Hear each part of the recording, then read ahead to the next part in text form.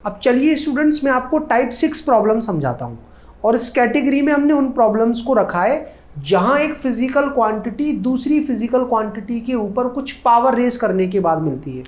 मान लीजिए z एक फिजिकल क्वांटिटी है जो x के ऊपर एक पावर है n, उसको रेज करने के बाद मिलती है।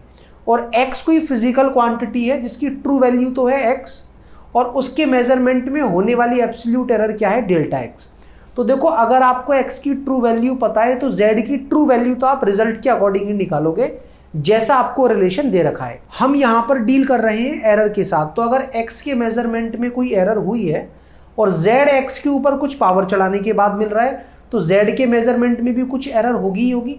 मान लेते हैं वो कितनी है, डेल्टा z। तो डेल्टा z प्लस z किसके इक्वल आ जाएगा, x plus minus delta x की होल पावर n। यहां से अगर मैं z को कॉमन ले लूं तो क्या बनेगा, 1 plus minus delta z by Z. अब हम यहां पर अगर x को कॉमन लेंगे तो वो जो पावर है वो इसके ऊपर रेज होने के बाद हमको बाहर मिलेगी। और यहां पर क्या बचेगा, x अपॉन x तो 1 हो जाएगा और प्लस माइनस लगा करके डेल्टा x बाई x। आप देख सकते हो कि z किसके इक्वल है, x raise to the power n।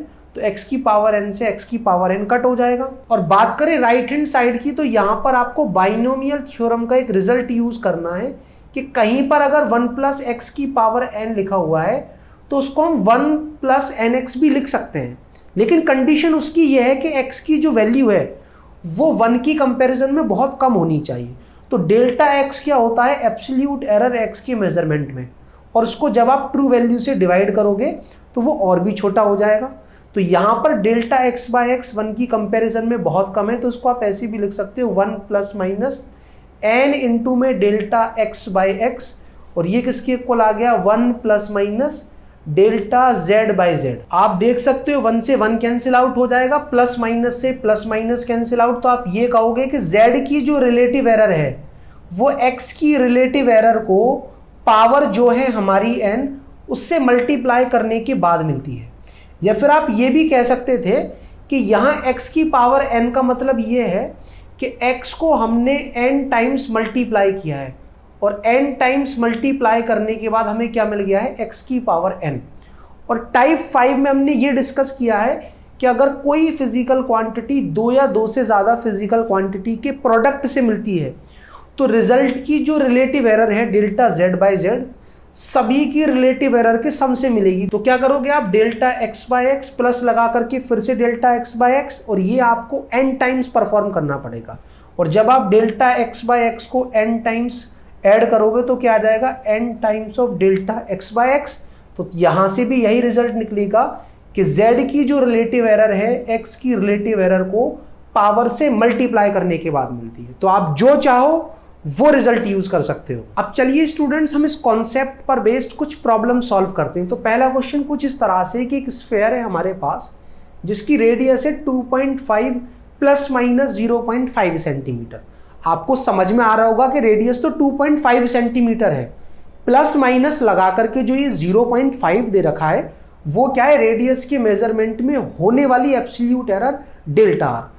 तो हमें उसका सरफेस एरिया पता करना है विद इट्स एरर लिमिट्स। तो आपको पता होना चाहिए कि आर रेडियस वाले स्फीयर का सरफेस एरिया होता है 4 पाई आर स्क्वायर।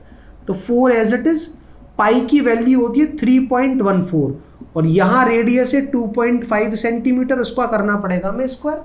तो आप देख सकते हो कि 2.5 का जो स्क्वायर है वो होगा 6.25।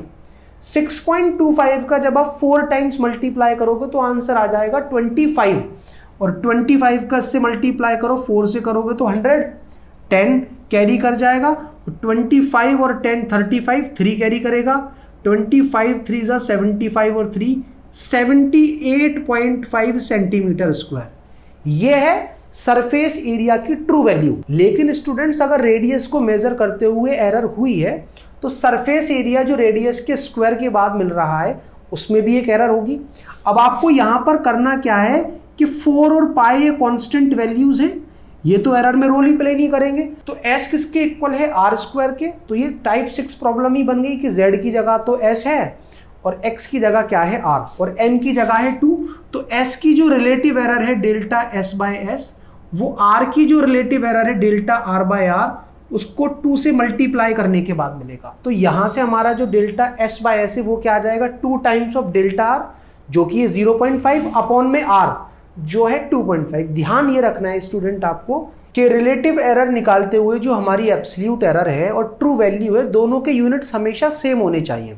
वैसे यहां तो रेडियस और डेल्टा आर जो रेडियस की एब्सोल्यूट एरर है दोनों के यूनिट सेम दे रखे हैं सेंटीमीटर। अगर सेम नहीं होते तो पहले हमें दोनों के यूनिट सेम करने और फिर यहां ला करके रखना है। तो आप देखोगे ये 0.5 से 2.5 5 टाइम्स कट हो जाएगा और 5 से ये 2 0.4 टाइम्स कट हो जाएगा। तो डेल्टा एस हमारा कितना आ गया, 78.5 को हमें मल्टीप्लाई करना पड़ेगा 0.4 से, या फिर आप ये भी कह सकते हो कि 7.85 को मल्टीप्लाई करना पड़ेगा 4 से, और 4 का मल्टीप्लाई करेंगे तो क्या आएगा 31.4 सेंटीमीटर स्क्वायर। अब स्टूडेंट्स ये जो हमारा सरफेस एरिया निकल कर आया है 78.5 सेंटीमीटर स्क्वायर और इसकी जो एब्सोल्यूट एरर है वो कितनी निकल कर आई है 31.4 सेंटीमीटर स्क्वायर। यहां पर जो सिग्निफिकेंट फिगर से रिलेटेड कॉन्सेप्ट हैं उनको फॉलो नहीं किया गया है। अगर फॉलो किया जाता तो आंसर ये नहीं आता। तो अब मैं आपको बताता हूं कि इसका फाइनल आंसर क्या होगा। तो देखो यहां जब हम सरफेस एरिया निकाल रहे थे तो 4 और पाई तो दोनों कांस्टेंट वैल्यू है, तो हमने 2 बार आर का मल्टीप्लाई किया है। तो इस आर के अंदर कितने सिग्निफिकेंट फिगर्स हैं 2, इसके अंदर भी कितने हैं 2। तो हमारा जो फाइनल सरफेस एरिया आएगा उसके अंदर भी 2 ही सिग्निफिकेंट फिगर्स होने चाहिए।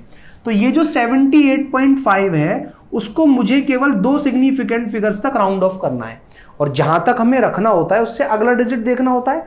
अगर अगला डिजिट 5 से छोटा होता रिमेन्स अनचेंज्ड, 5 से बड़ा होता तो इस लास्ट वाले डिजिट में एक जोड़ देता, और 5 ही है और उसके आगे कोई नॉन जीरो डिजिट नहीं है तो सारी जिम्मेदारी इस लास्ट वाले डिजिट की होती है। अगर ये ऑड है तो इस लास्ट वाले डिजिट में एक जोड़ देते हैं, और अगर ये इवन है तो अनचेंज रखते हैं। तो सरफेस एरिया कितना निकल कर आ गया 78 सेंटीमीटर स्क्वायर। अब इसके अंदर कितने सिग्निफिकेंट फिगर्स हैं 2।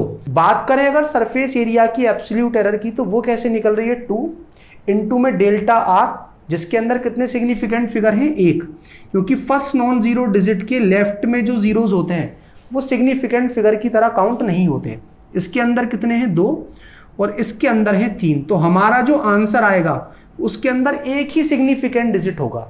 तो ये जो 31.4 है उसके अंदर मुझे एक ही सिग्निफिकेंट डिजिट रखना है और एक सिग्निफिकेंट फिगर इस तरह से लाना है कि जो हमारा आंसर है वो ड्रामेटिकली चेंज ना हो जाए, मतलब आंसर एक्चुअल वैल्यू के आसपास भी रहे और सिग्निफिकेंट फिगर को 1 भी अचीव कर लिया जाए। तो आपको अगर आंसर यहां तक रखना है तो उससे अगला डिजिट देखना है जो कि क्या है 1, 5 से छोटा है, रिमेन्स अनचेंज। तो क्या आ जाएगा 3, लेकिन 3 करने पर क्या होगा आंसर बिल्कुल ही चेंज हो गया।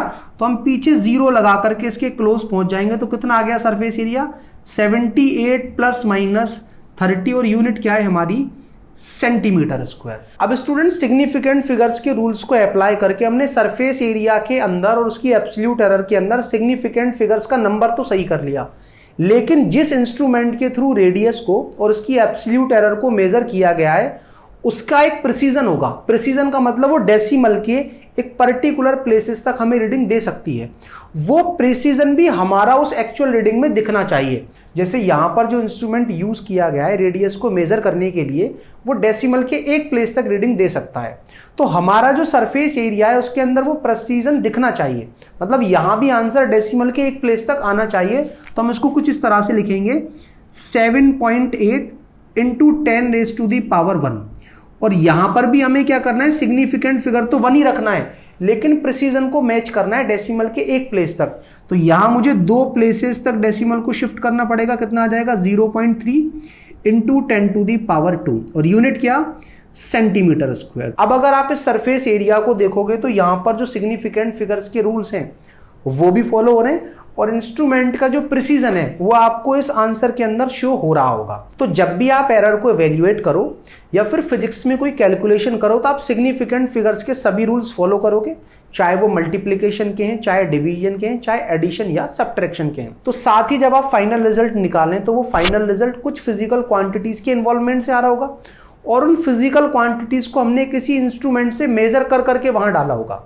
उन इंस्ट्रूमेंट का कुछ प्रिसीजन होगा। तो जो इंस्ट्रूमेंट्स हमने यूज किए उनमें से लीस्ट प्रिसीजन वाला जो इंस्ट्रूमेंट है वो फाइनल आंसर के अंदर शो होना चाहिए। जैसे मान लीजिए कि 3 फिजिकल क्वांटिटीज का इन्वॉल्वमेंट है। एक फिजिकल क्वांटिटी को हमने नापा डेसिमल के 3 प्लेसेस तक, दूसरे को नापा डेसिमल के 2 प्लेसेस तक, और तीसरे के लिए जो इंस्ट्रूमेंट यूज किया है वो डेसिमल के केवल एक ही प्लेस तक रीडिंग दे सकता है। तो हमारा जो फाइनल आंसर आएगा वो सिग्निफिकेंट फिगर्स के सारे रूल्स को फॉलो करेगा, और उसके अंदर जो लीस्ट प्रिसीजन है, मतलब डेसिमल के एक प्लेस तक वाला, वो आंसर में दिखना चाहिए, जो बताएगा कि जो इंस्ट्रूमेंट हमने यूज किया है इसको एवेल्युएट करते हुए उसमें से लीस्ट प्रिसीजन ये था। अब स्टूडेंट्स, आपको ये तो समझ में आ गया होगा कि अगर एक फिजिकल क्वांटिटी दूसरी फिजिकल क्वांटिटी के ऊपर पावर रेज करने के बाद आती है तो उस फिजिकल क्वांटिटी के लिए एरर को किस तरह से एवेल्युएट करते हैं। मान लीजिए अगर एक फिजिकल क्वांटिटी कुछ फिजिकल क्वांटिटीज के मल्टीप्लीकेशन और डिवीजन से आती है, जिसमें कुछ फिजिकल क्वांटिटीज के ऊपर पावर भी रेज की गई है, तो फिर उस फिजिकल क्वांटिटी के लिए एरर को किस तरह से इवेल्युएट करते हैं, अगर आप ये जानना चाहते हो तो इस वीडियो पर क्लिक कर कर समझ सकते हो। और अगर आप डायमेंशंस और उनके एप्लीकेशन से रिलेटेड कुछ भी पढ़ना चाहते हो तो आपके लिए हमने प्लेलिस्ट तैयार की है, इस पर क्लिक कर कर आप जो टॉपिक चाहो वो पढ़ सकते हो। कुछ ना समझ में आए कमेंट करके अपना सवाल पूछ सकते हो।